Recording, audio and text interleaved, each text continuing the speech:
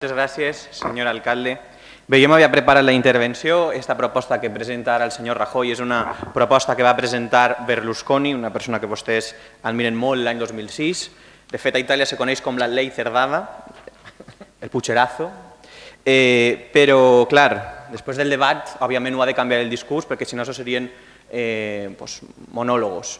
I jo l'he escoltat diferents vegades a vostè, senyor Folgado, repetir pactes oscurs d'esquenes a la ciutadania.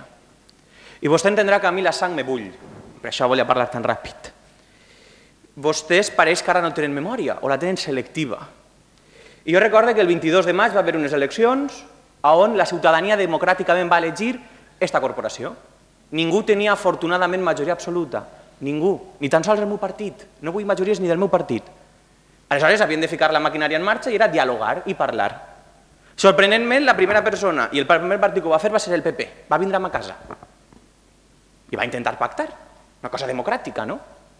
Una cosa és les contraprestacions que se buscaren i les maneres en què se feren, extraoficials, i que per tant queden fora d'aquest debat. Després em va cridar el Partit Socialista i em va proposar arribar a un acord i vam parlar. Vam parlar la resta de partits. Sorprenentment em va cridar el PP una altra vegada, ara sí, oficialment. Vostè estava en aquella reunió.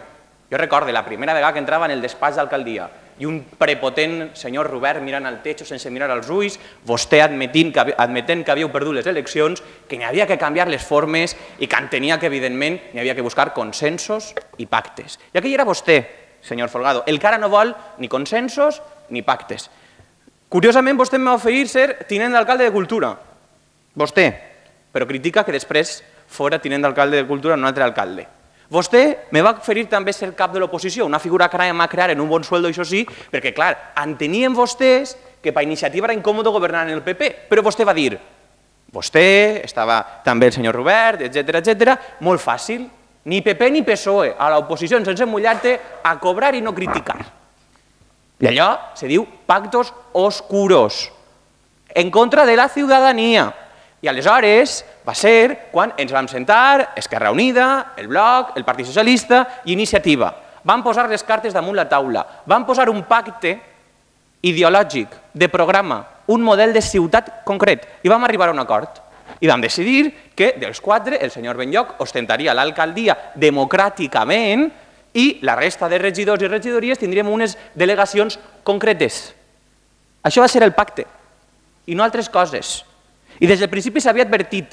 Ens van presentar a les eleccions dient que volien fer fora la dreta i transformar a una esquerra que veiem adormida. I això és el que hem intentat fer. Per tant, entendran que em bull la sang quan vostès, que van ser els primers que van buscar el pacte, vostès, que van ser els primers que van intentar pactar cara a les esquenes de la ciutadania, i acabe, senyor alcalde, ara parlen així de pactes oscuros o no sé què, i li diré, sense apartament en Burriana, sense cotxe ni sanitat privada, però molta dignitat i lleialtat al pacte. Moltes gràcies.